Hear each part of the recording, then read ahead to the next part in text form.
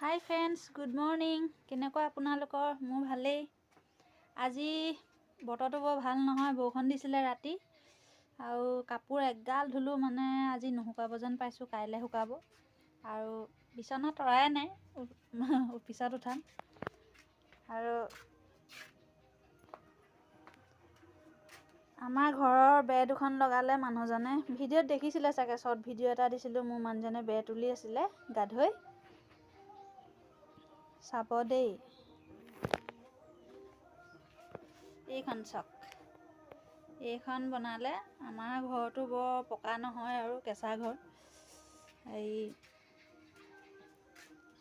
মানুহজনে দিন হাজিৰাই কৰে।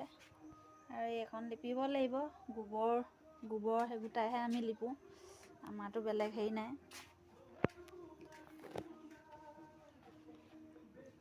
আপোনালোকৰ কেনেকুৱা বাৰু?